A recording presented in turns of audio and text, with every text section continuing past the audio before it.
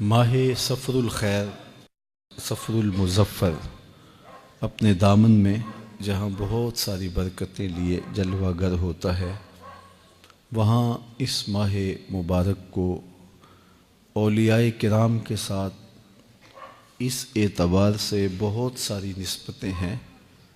جلیل القدر اولیاء کا وصال اسی ماہ منور میں ہوا ہے، اس لیے اطراف و اکناف عالم میں بالخصوص بر صغیر پاک و ہند میں اس مہینے عمومی طور پہ کرامات کا ہی بیان کیا جاتا ہے، جو کہ اولیاء کے حوالے سے ایک عنوان تو ہے، لیکن سارے عنوانات چھوڑ کر کے اس عنوان کو ہی عمومی طور پہ ہمارے ہاں بیان کرنے کا رواج ہے، جس کا نتیجہ کیا ہوا کہ قوم کی تربیت نہ ہو سکی، اور قوم نے ہر شخص کو جس نے دعوی ولایت کیا، جو مسند مشیخیت کے اوپر سج صبر کے بیٹھ گیا، اس کو ولی مان لیا۔ اور پھر چونکہ کرامات کو قبول کرنے کا ہمارے ہاں جو سلسلہ ہے، تو پھر کرامتیں بکنے لگیں، لوگوں نے کرامات گھڑنا شروع کر دیں، حتیٰ کہ خواب گھڑنے شروع کر دیے، کرامات گھڑنی شروع کر دیں۔ جو روز مرہ زندگی میں اتفاقات ہوتے ہیں، تو اگر وہ پیر صاحب سے ہوا تو اس کو کرامت کا نام دے دیا۔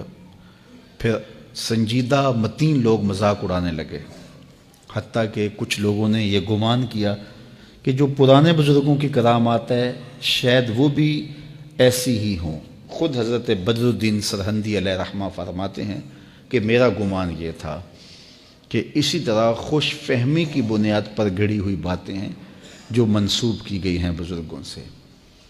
کہتے ہیں وہ تو میری خوش بختی کہ مجھے شیخ احمد مجدد الفسانی کی صحبت نصیب ہو گئی، تو میرا یہ گمان ختم ہوا، اور اگر ایسا نہ ہوتا تو میں اسی گمان پہ تھا۔ تو اس دور کے اندر سنجیدہ متین پڑھا لکھا طبقہ وہ بعض کا یہ چھوٹے چھوٹے جو ہیں وہ مزاج کے لوگوں سے اس طرح کے اتفاقات کو کرامتیں قرار دینے کی وجہ سے بعض کا دور ہو جاتے ہیں کہ شاید ایسا ہی ہے۔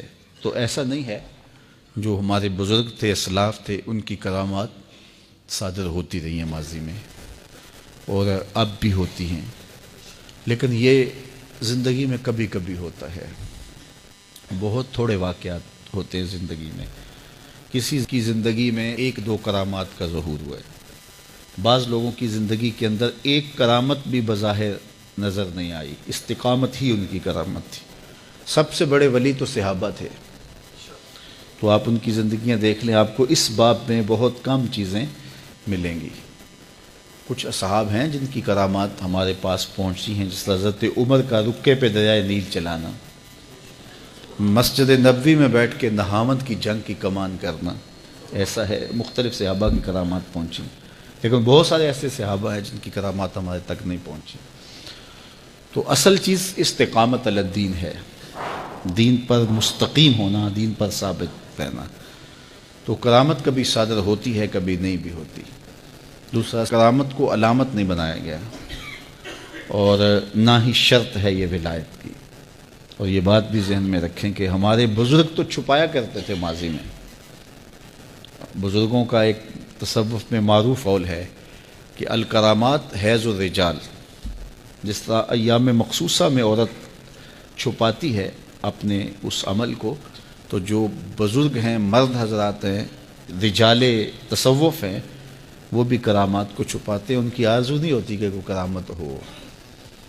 اگر کاروبار ہوگا تو بندہ چاہے گا چلو کوئی نہ کوئی ہو جائے تو میرا کام چمک جائے، خود گھڑ بھی لیتے ہیں، لیکن اگر کوئی مقصد ہو کسی کا تو وہ اس قبیل کے لوگ نہیں ہوتے ہیں۔ الکرامات حیض الرجال، تو وہ چھپانے والی چیزیں ہوتی ہیں، بیان کرنے والی چیزیں نہیں ہوتی۔ اور دوسرا یہ بات ذہن میں رکھیں کہ نبی پر واجب ہے کہ اپنی نبوت کا اعلان کرے، لیکن ولی کے لیے اظہار نہیں ہے، اس کے لیے استتار ہے، وہ چھپائے، وہ اعلان نہیں کرے گا کہ میں ولی ہوتا ہوں مجھے مان لو، ایسا نہیں ہوگا۔ وہ تو چھپ کے رہنے کو ترجیح دیتے ہیں۔ چل بلیا اوتھے چلیے جسے وس دے عقل دے انے، چل بلیا چل اوتھے چلیے جتھے وس دے عقل دے انے، نہ کوئی ساڑی ذات پہچانے نہ کوئی سانو منے۔ تو ہمارے بزرگوں کا تو یہ طریقہ رہا ہے۔ حضرت عیسیٰ بن موسیٰ ہاشمی اپنی بیوی سے بہت زیادہ پیار کرتے تھے۔ ایک دن 14ویں رات کا چاند چڑھا ہوا تھا، تو بس سبقت لسانی کہہ لیجئے، کہنے لگے اگر چاند زیادہ حسین ہے تیرے سے تو تجھے تینوں طلاقیں ہوں۔ بیوی نے فوراً پردہ کر لیا، حجاب اوڑھ لیا، کہا کہ چاند تو پوری آب و تاب کے ساتھ چمک رہا ہے اور میری رنگت میں وہ چمک تو نہیں ہے، لہذا تو نے مجھے تینوں طلاقیں دی تو طلاق واقع ہو۔ بڑے پریشان ہو گئے، رات بہت مشکل سے گزاری، صبح خلیفہ منصور کے پاس آ گئے کہ میں رات اپنی بیوی کو یہ کہہ بیٹھا ہوں، تو اس کے بارے میں کیا حکم ہے؟ تو خلیفہ منصور نے علماء کو بلایا اور یہ مسئلہ سامنے رکھا۔ سب نے کہا طلاق ہو گئی، کیونکہ بہت خوبصورت ہوگی لیکن چاند تو پھر بھی چاند ہے۔ ایک عالم خاموش بیٹھا رہا اور وہ شاگرد تھا حضرت امام اعظم ابو حنیفہ۔ سب نے کہا طلاق ہو گئی۔ منصور کو سے لگا کہ تم نہیں بول رہے ہو، تو کہا بولوں؟ کہا ہاں بولو۔ انہوں نے کہا بسم اللہ الرحمن الرحیم، والتین والزیتون وطور سینین وہذا البلد الامین لقد خلقنا الانسان فی احسن تقویم۔ اس عالم نے کہا کہ میرے رب نے قرآن میں کہا ہے ہم نے انسان کو سب سے زیادہ خوبصورت پیدا کیا ہے۔ احسن ہے، صرف حسین ہی نہیں ہے، احسن ہے، اس میں تفضیل کا صیغہ ہے، سپرلیٹو ڈگری جس کو کہتے ہیں، سب سے حسین پیدا کیا، اس سے آگے درجہ حسن کا نہیں ہے۔ تو کہا چاند جتنا مرضی حسین ہو اور اس کی بیوی چاہے کالی کلوٹی کیوں نہ ہو، انسان ہونے کے ناطے سے فرمایا کہ یہ چاند سے بھی زیادہ حسین ہے۔ تو خلیفہ منصور نے کہا جاؤ اپنی بیوی سے بھی کہہ دو کہ کوئی طلاق نہیں ہوئی ہے، تم پریشانی چھوڑ دو۔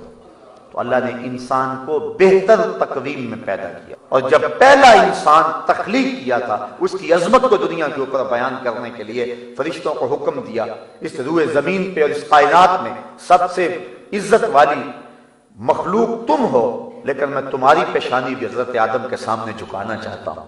اور اس طرح حضرت انسان کی تعظیم کے جھنڈے گاڑے گئے اور فرشتوں کی جبین نیاز کو حضرت آدم کے سامنے جھکایا گیا، پھر ان کو دنیا کے اوپر بھیجا گیا۔ اسی لیے کسی نے کہا تھا نا کہ فرشتہ کہنے سے میری توقیر گھٹتی ہے، میں مسجود ملائک ہوں، مجھے انسان رہنے دو۔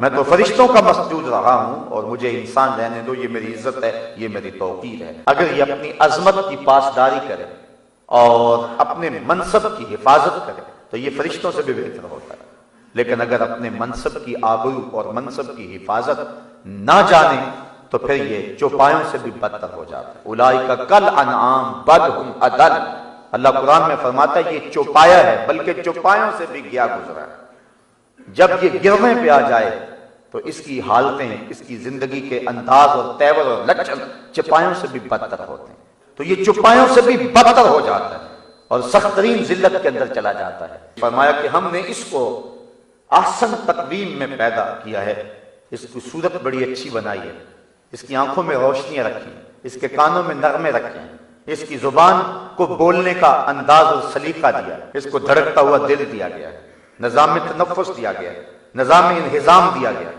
اس کو پٹھوں کا نظام دیا گیا، اس کو پکڑنے کے لیے ہاتھ دیے گئے، اس کو بولنے کے لیے زبان دی گئی، قوت ذائقہ دیا گیا، اس کو سونگھنے کے لیے ناک دی گئی ہے، اور ناک کو منہ کے قریب رکھا گیا کہ جو کھانے لگا ہے اس کے اندر اگر تعفن ہے تو ناک فوراً اس کا احساس کر لے اور یہ فوراً پیچھے ہٹا دے، اس کے اندر کوئی گندی شے نہیں جانی چاہیے، اس لیے ناک کے نتنے منہ کے قریب رکھے تاکہ اس کے منہ میں گندی چیز نہ جائے۔ لیکن یہ کتنا بدبخت ہے، یہ رشوت بھی کھا گیا، یہ چوری کا مال بھی کھا گیا، اس نے سمجھا ہی نہ کہ میرے رب نے میرے لیے یہ کتنے اہتمام کیے کہ میرے اندر جس کے اندر ظاہری گندگی ہو وہ بھی میرے اندر نہ جانے پائے، لیکن اس نے وہ گند کھایا اور اس نے وہ غلاظتیں کھائیں کہ میرے رب نے بار بار جن کی ممانعت فرمائی اور تاکید کی کہ تم ان کے قریب تک نہ آؤ۔ تو انسان جب گرنے لگتا ہے تو پھر بہت نیچے لڑک جاتا ہے، اس لیے فرمایا ثم رددناہ اسفل سافلین، پھر اسے ہر نیچی سے نیچی حالت کی طرف پھیر دیا گیا۔ اللہ اکبر۔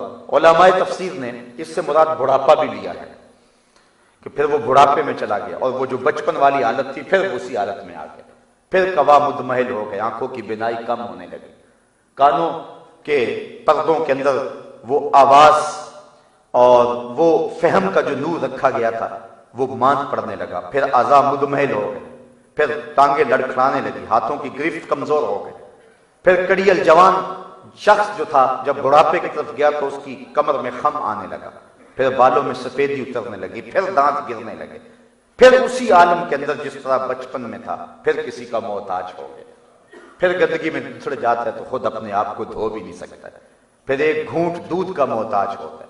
زمانہ جس کا محتاج تھا آج اس نے پانی بھی مانگنا ہے تو لوگوں کے چہرے کے تیور دیکھتا ہے، تو زمانہ پھر اسی حالت میں اس کو پلٹا کے لے آیا۔ یہ ہے ثم رددناہ اسفل سافلین۔